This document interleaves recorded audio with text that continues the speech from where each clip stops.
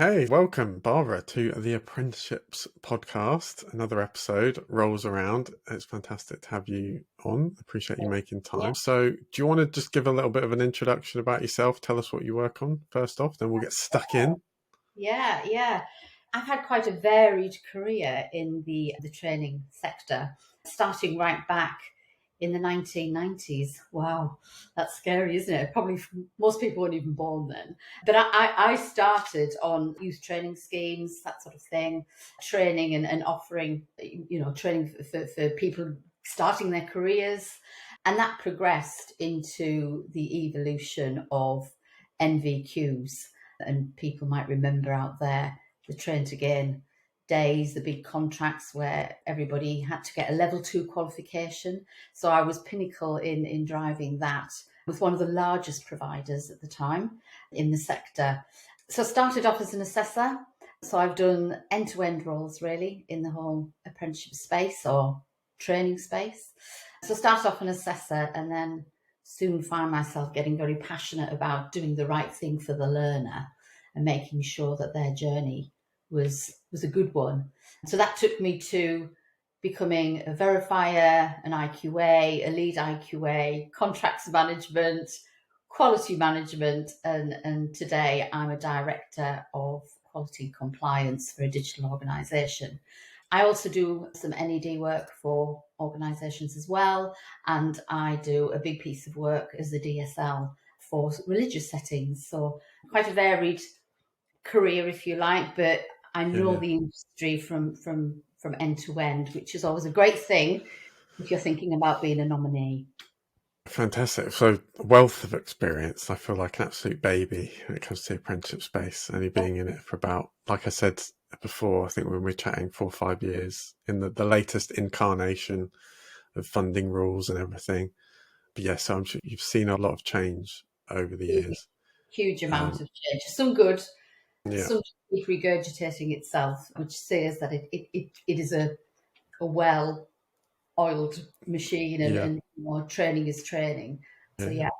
Definitely. Nice. So we're going to pick your brains today on the topic of Ofsted inspections, particularly around something you just mentioned about the nominee's role in an Ofsted inspection. And I'm looking forward to all the bits and pieces I'm going to pick up on this episode. So let's start off with, for those that maybe haven't gone through an inspection yet, which is probably not many people, but tell us a bit about the role of a nominee in an Ofsted inspection and the importance of that role.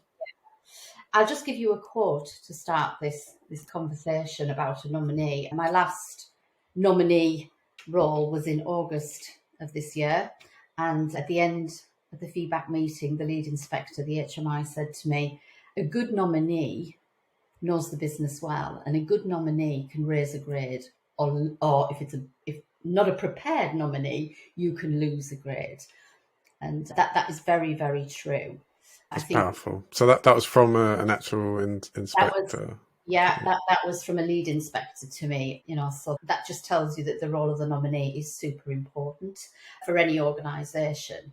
And I think quality roles tend to lend itself to a nominee role because quality roles like myself, a quality director, I look at the end to end. So I look from the sales right the way through to EPA. So I've got that strategic view. But saying that, it could be an operations person. I would highly recommend, if anybody watching this has not gone through an inspection, that it's not the owner of the business or somebody, the senior level. I think it has to be somebody that's in the business, is engaging with the wider business and has that helicopter view of what's going well, what's not going well. So I've been a nominee for several organisations, or with good results. So that, to me, that's a tried and tested process, that the quality lead in a business is normally a good place to start with. But what does the nominee need to know? I think it's super, super important that the nominee understands the data.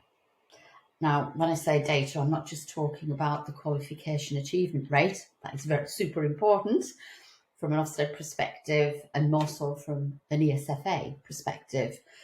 but understanding the performance of your learners, who's on track, who's not on track, first time pass rates, looking at that self-assessment, looking at where you are against the EIF. I think they're all super powerful things. And, it's really important that the nominee understands that and possibly drives that in the business, or has somebody super close to them that can give them that information. So really understanding the landscape of the business, that's got to be a given for a nominee. Yeah. Intrinsic to Ofsted inspections is the data and the evidence, right? So being able to put your fingers on that, pull it out and present it. Yeah, it's really important. So I think for the nominees, being able to talk around that end-to-end provision with confidence, with gravitas, to get the confidence of the lead inspector from the planning meeting. That's key, I believe. I think the planning meeting is super important, that you can give that nominee the confidence that you're going to get the information that they need, you understand what it is they need, and obviously you have a great understanding around the EIF. I mean, that should go without saying. So I think being armed with all that information, knowing where to get that information at a drop of a hat during an inspection, is super important. Yeah, that's really interesting. Just a sort of side question in terms of the data.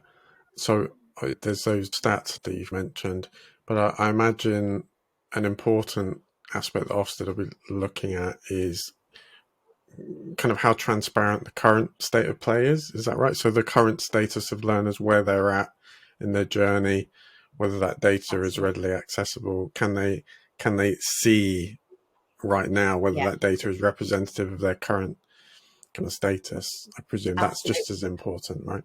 Yeah, I always start an inspection with a slide deck showing that data, showing where we are, so that source of truth, and then wrapping the self-assessment and the quality improvement plan around that data. I think that's super important. The MI should be telling the inspectorate, you know and understand that business super well.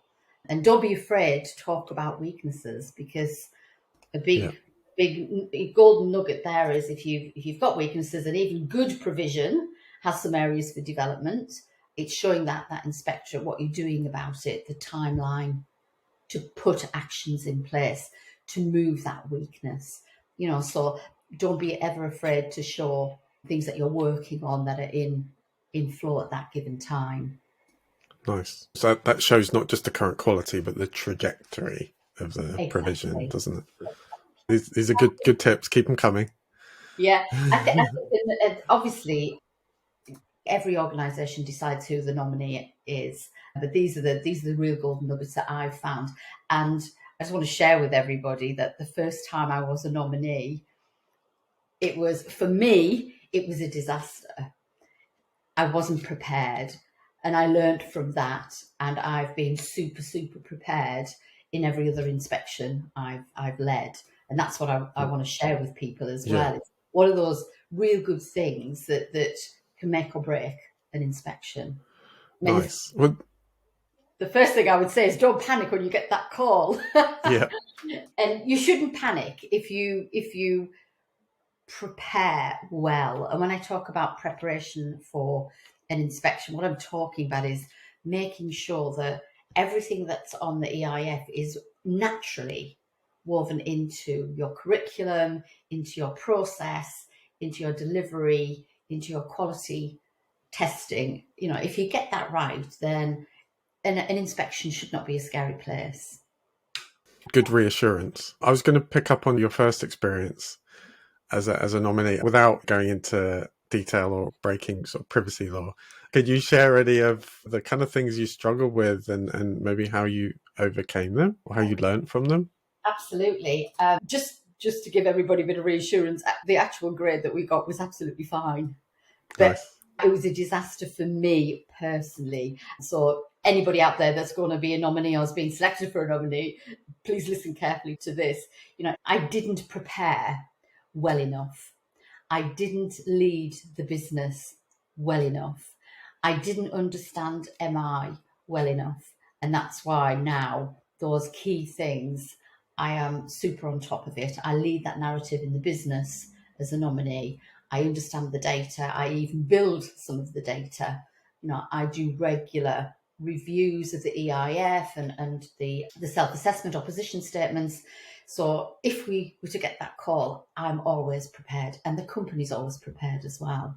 And I think that was the thing that I didn't do quite well enough, and beat myself up for quite some time over it, even though the outcome was fine and it was the outcome we expected in the organisation I was in. I think that was something that that I learned from. And this time round in August, I was told that as a nominee, the prep, they could see that the prep was outstanding. So it is about the preparation for any organisation that that is going to be inspected. And I guess everybody watching this will either have had one or will be walking into an inspection at some point. But yeah, nice. Preparation is the absolute key. Prep. Yeah, and that's not prep that you can just do in those 48 hours or however long you've got before notice. It's kind of getting the things in place now, isn't it? Yeah. I mean, some true successes that I've had, John, is that when I've, in my NED roles, is work with organisations from zero and putting those things in place from the absolute beginning.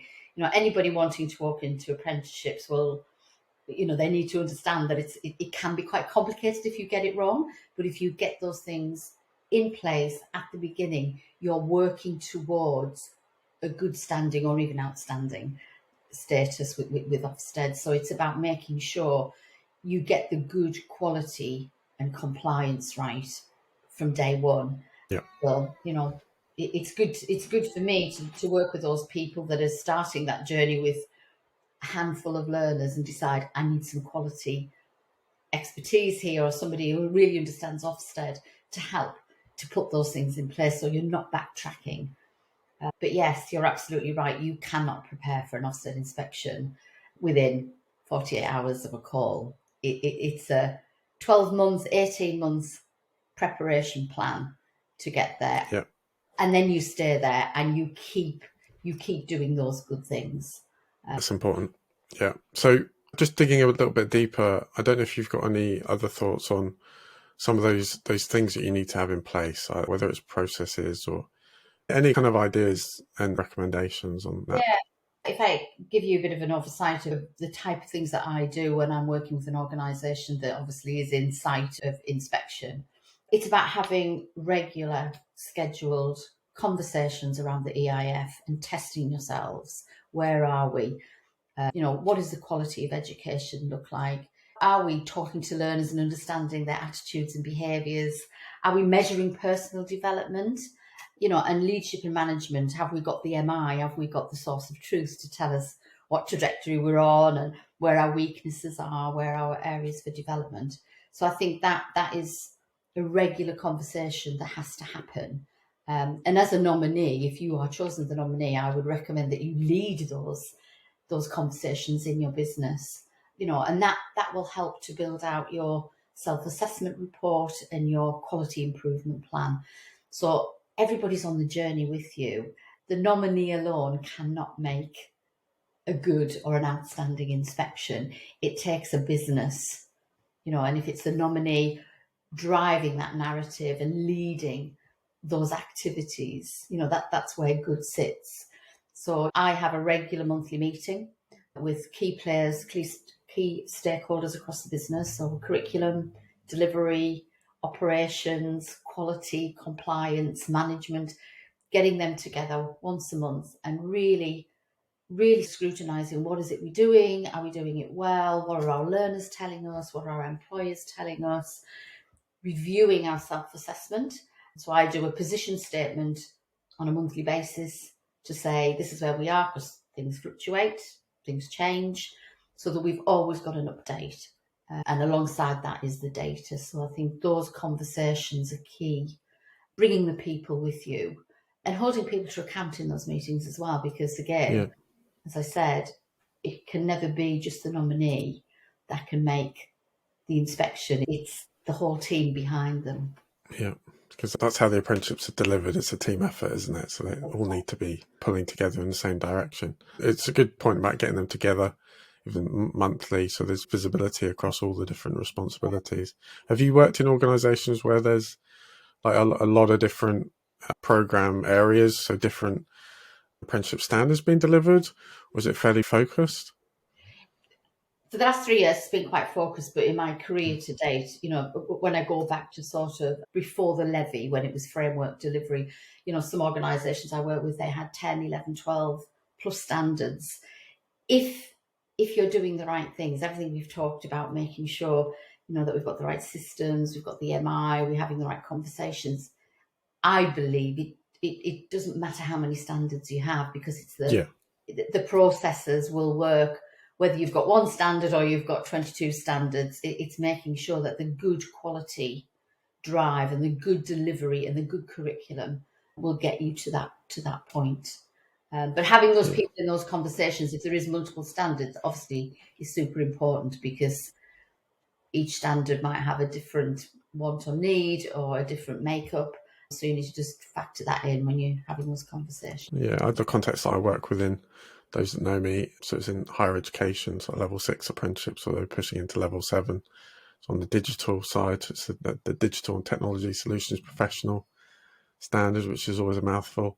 And within our university, there's again similar. There's maybe about 10 different standards across completely different subject areas. And I have heard unofficially, but another thing that Ofsted will look for is the kind of sharing of best practice within an organisation, not just standardisation, but the getting together and actually not working in silos, and all the problems that come along with that. So I know upcoming, we're working on being driven from central apprenticeship team to actually put on. I think we're having an event actually, like an internal apprenticeships conference, which will be quite cool, where we'll share best practice, despite the different contexts. There are lots of good bits of good practice happening in these silos, and it's sharing within an organization is really valuable, and sharing outside the organization as well. It's something I'm quite passionate about. Actually, why I'm doing this podcast and why Trestle exists is to actually try and bring good practice up and out and share it, right? Which is, I think, is just only a good thing, and can only get stronger by sort of collaborating.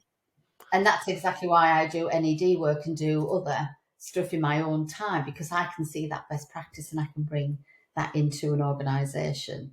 But yeah, I mean, your quality function, or a good quality function in an organisation, which comes under the leadership and management bit, should have that standardisation within. So if you've got multiple standards, then yes, absolutely, sharing, what's happening with different sectors that you're working in, and what's working. I think that's super important, and share that with Ofsted as well, so you can see that you're having that collaboration in-house to benefit the learner. So always think about, we do this because the learner will benefit from it. That's it. It's all about the evidence. I think we've invited some employers along as well, so to evidence that employer engagement. Obviously, we have ongoing employer engagement, but to invite them along to something like that internally, I think is really powerful. So yeah, trying to do good things, but it takes time, doesn't it? I know, especially in the large institutions, trying to continually refine. It could be like trying to steer a tanker, but it's just about continual improvement. Yeah. The best thing is to always be prepared for the inspectorate, understand the EIF, and make sure that is a narrative that happens frequently. In the organisation, there's actions wrapped around it. People are held to account around that. And I think that will get you the results that you need. And that's really good leadership. So obviously, as part of the EIF, you've got leadership and management that you need to satisfy the inspectorate that you've got good processes in place. So those types of conversations are powerful. But I think the output of them is where the success lives, when you're actually doing the right thing. And that narrative should always be about, how is it for the learner? How is this going to impact the learner? What's the consequence for the learner if we don't do this? Those types of conversations are really, really powerful. And as a nominee and a quality person within the business, I think those have to happen to make sure that we get the best outcome. Another golden nugget that I wanted to share with you, John, and the guys out there, is when every organisation will get notification to say that you're in scope of an inspection between this date and that date. So they'll give you the the scope of when they're coming in. I think when you get that notification, what I do as a nominee is I pull together a support team. And that support team are the people that are wrapped around me as a nominee during an inspection. So who's in that team? Well, it should be, there should be a curriculum person there. So obviously, if you've got multiple standards, you might want to have one or two of them there that the inspector's going to look at. Making sure you've got delivery staff as part of that as well. Management, your quality team. So your quality lead is a good one to have. So your verifier or your IQA. And your safeguarding lead as well. Make sure that they're part of that conversation. Now, what I do with those people is I select those people and give them specific areas to look at during the inspection. So obviously they're areas of expertise. So if it's a curriculum person, I'm wanting them to make sure that if we need any information about curriculum, they're the people to get that. So it's a support network behind the scenes, if you like, during the inspection, so that when the nominee is tasked with certain information, you've got that support function behind you and you can turn that information around.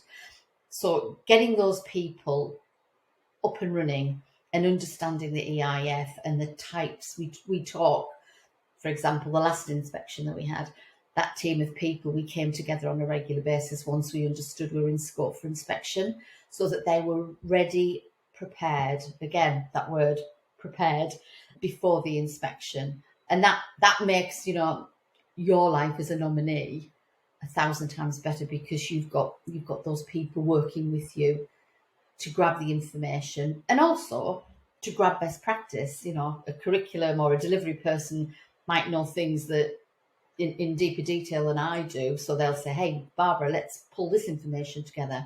And the nominee's role is to drag the inspector whichever way you want, grab them by the hand and make sure they see the good, the outstanding that you're doing. That's the difference between, a good or an outstanding inspection is to really drive the inspection. That to me is what the nominee really should be doing. I suppose if the inspectors don't see it, then it doesn't exist. They can't award a good grade on something if they don't see it. So you made the point about leading the inspector to those best practices. Yeah. I think that's really important. The last inspection that I did, we got to the Thursday afternoon, or the Thursday meeting, and I said, hey, you've not looked at SEND provision, you've not looked at that wider curriculum, and I made, although they'd seen elements of it in when they've been talking to learners, and they'd seen evidence in the learners' evidence that SEND activity was happening, or functional skills delivery was happening, or other, learning needs were there. But I wanted them to see the process, speak to the person, and that got a mention in the report. If I hadn't done that, that wouldn't have been there. So the comments were that it was a good rounded provision with the all aspects of an apprenticeship, not just the academic side of it or the work-based. It was the full programme. So you have to take hold of it sometimes and make sure that they're seeing the right things.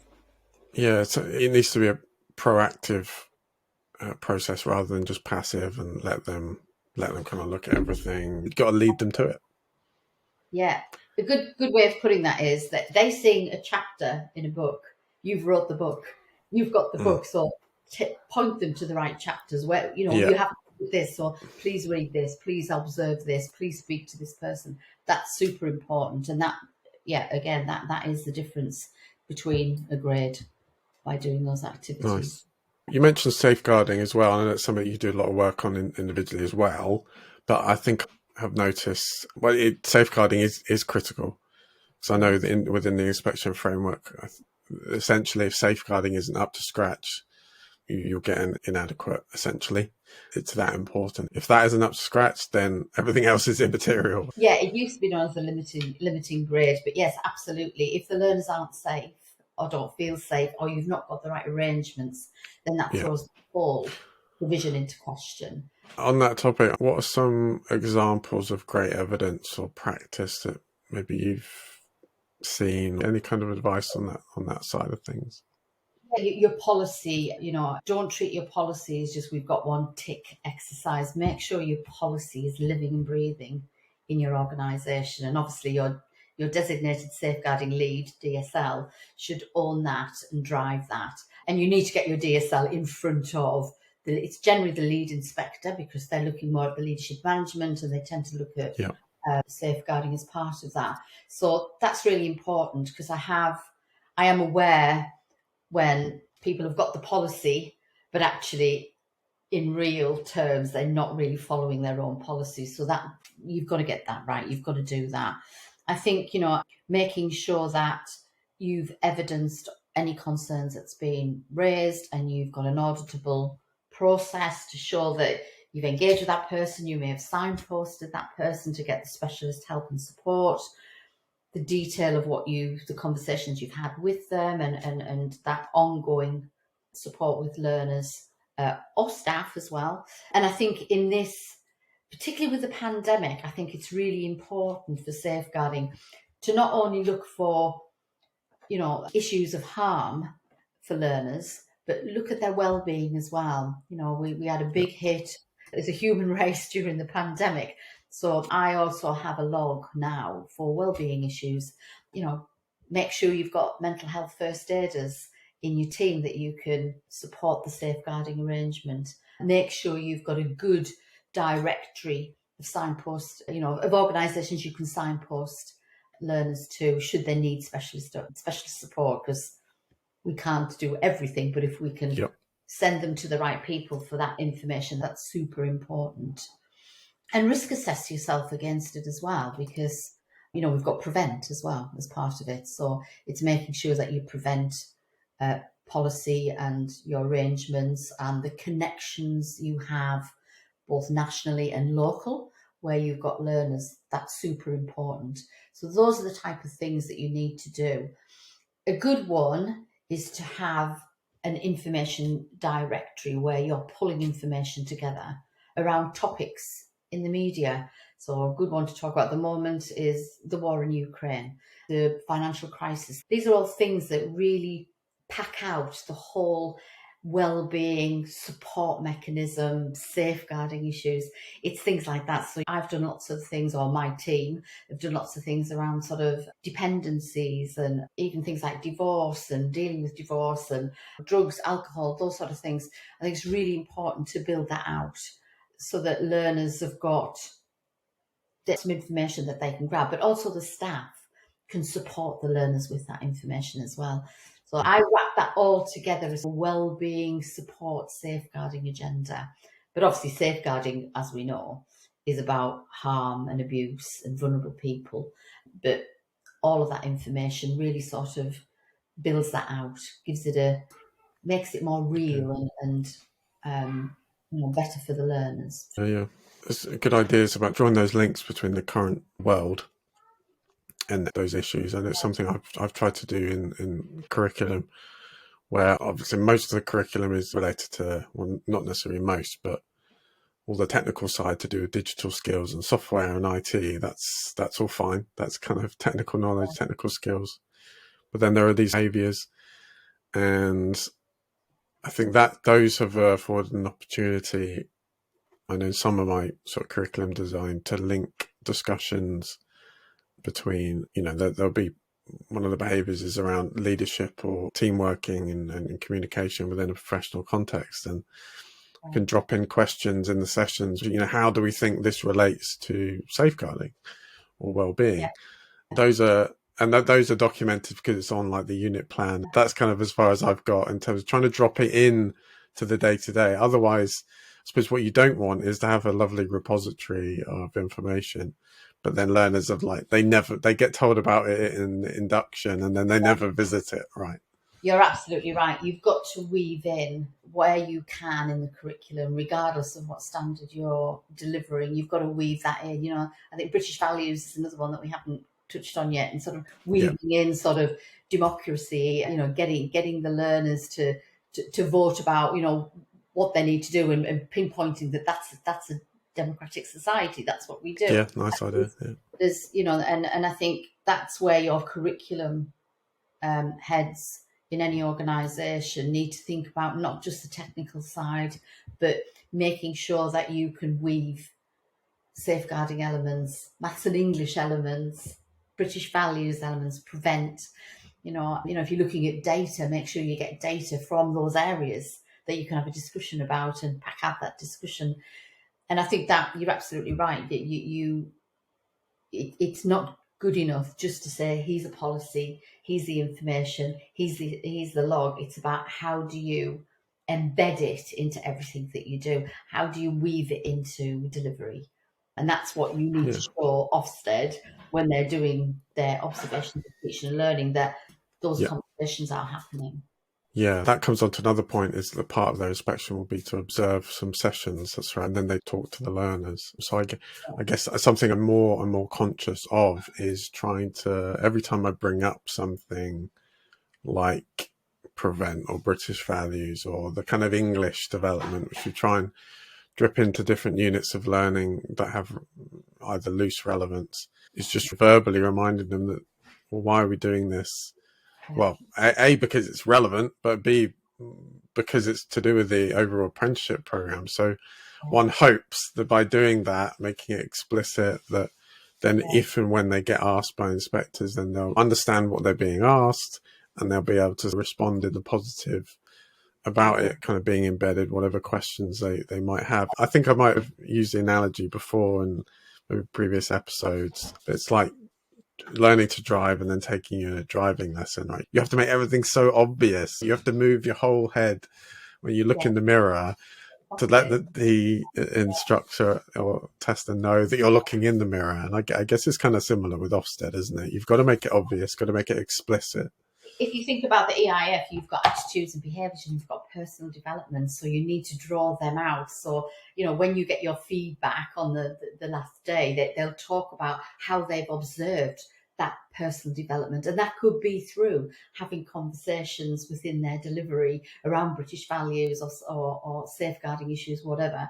So that's all part of their personal development, which you get a grade for. So you've got to draw that out. And yeah, I like your analogy about learning to drive and moving ahead to look in the mirror. Yes, exactly. You've got to make it shine, make it really stand out, that it's clear. You have to be incredibly intentional. It has to be deliberate, which may feel, I think for those that may be driven for a few decades, will be like, well, we don't need to do that, do we? But it's not really about that. It's making sure that they know we can drive, and in the same way, making sure Ofsted know that we can actually deliver a good program. And if it's weaved into your program, it just becomes normal.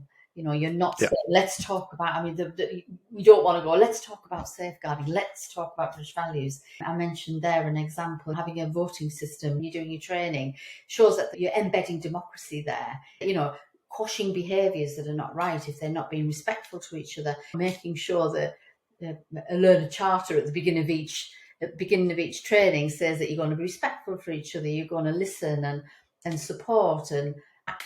Those sort of things all set those good behaviours, and that's what Ofsted's looking for. So there's lots of things that don't take much time in doing, but can actually have a big impact. And I am absolutely not saying, just do these things when Ofsted comes in. Embed them in your business, make them part of what you do. Yeah. And then it's just the absolute norm. And then they're positive signals, aren't they, for Ofsted to pick up on? So you just want to create as many positive signals that they just can't ignore. I had a question about when an Ofsted inspection comes into a large organisation where there are lots of different programs and different standards. Based on your experience, how have they tackled that? So will they look at all the programs, or will they ask for like the best, worst, middle, and how does that work? In my experience, they will try to make sure that they're covering all of the programs. I mean, obviously, you can have an inspectorate come to you and there's a lead and 2 inspectors, or it can be a lead and 6 inspectors. Obviously, they know the scope of your provision through ESFA data, through the ILR. They know exactly what you're working for, so they will adapt to the size of the organisation. What they normally do, in my experience, is they look at aspects of the EIF, not that they'll look at leadership. They'll have somebody to look at leadership and management. They'll have somebody looking at attitudes and behaviours and normally personal development together. And then they'll make reference in their feedback across the different sectors that they've looked at or the different standards that they've looked at. But that's been my experience. That's how they play it. But they will adapt the size to get a balanced outcome for a provider. There's normally HMIs which will take lead of the EIF, and then you will have some maybe Ofsted inspectors who are from industry, like myself. I could go and apply to Ofsted and become an OI, but I would go in and maybe look at those sectors and those specialisms and help and support the EIF with the HMIs. If that makes sense. Yeah, it's acronym bingo, isn't it? All the acronyms. His Majesty's Inspector now. Sorry, Oh, yeah. not her anymore. Yeah. It's another language, isn't it? When you're in apprenticeships, I'm still learning new acronyms. So, any other positive experiences, words of advice or tips you wanted to share? I think getting the trust of the lead inspector is something that the nominee has to master. Being able to turn information into reality and give them that information on a quick turnaround. I think building that rapport with them has always been something that I found gets a good outcome. I think if there's trust there between us and the inspectorate, I think that is always a positive. And that's just getting that connection, making sure even at that first contact call, telling them whatever you want, I'm going to get for you. They're with us for a week at most, and it's our time to shine. So set good behaviours, be collaborative with the inspectorate. There's absolutely no benefit of not doing that, but I think it's getting them on side, getting them working with them. This is not Ofsted coming in inspecting us. It's us working with Ofsted to get the best outcome. That's the mindset. It's about positive outcome. And do you know what, John? There's nothing better. And people might think I'm a bit crazy when I say these things, but there's nothing better than sitting in front of an inspectorate team on the last day, on the feedback day, and it's positive, and everything is leading to a good or even outstanding. That is amazing. And that's when I think that you've given them the information that they need, you've pointed them in the right direction, you've shared best practice with them, and you may have taken them to things that they hadn't considered. All of that, sitting there and getting that feedback is a huge high for a nominee. I'm also certain, and touch wood, I haven't been there, it must be a horrid place to be as well if you haven't prepared well and you're not getting the outcome that you're wanting. So again, back to the very beginning conversation, it's about preparation of months, not that short period of time when you get your notification. It's about doing the right thing. I think you've got to have that positive mindset, haven't you? Going into it, it's a chance to shine, like you said, and it's a chance to have it written down and published that we're good at what we do, or even outstanding. So try to grab hold of it and make the most of it. There is no benefit to viewing them as the enemy. Yeah, I've heard some horror stories from inspectors themselves saying that that some organisations are just don't want to play with them, so to speak, and that's just created more problems. So yeah, I think embrace it, time to shine, and get the result. Because you can do it if you know what to lead them to and get under their noses. You can really raise the grade as a nominee. And I think the other thing which is super positive for the business itself is giving back on a daily basis. The positives and there will be negatives. There might be things that not necessarily are negative, but they might not have seen enough to make a judgment. It's about sharing that and getting the team to go, oh, I know, I tell you what they can have, Barbara, there's XXX, whatever, get that forward. So I think it's about bringing the whole team, when I say team, the organisation, getting them all involved in it. There's nothing more rewarding for a nominee to feedback positive stuff and really boosts the morale in the business, because everybody's on tenterhooks when an Ofsted inspection happens. I'm still looking forward to it. I'll keep you posted. Give me a shout out. I can give you some hints and tips. Fantastic. Yeah, even more so than today. We'll have to do another episode when that comes down the line. Well, thank you so much, Barbara, for your insights and wisdom and sharing just a slice of your long and varied experience in the space. And thank you very much on behalf of all the listeners. It's highly valuable. I hope maybe we'll have you on again. Yeah, absolutely. Give me a call. Right. Thanks very much, Barbara.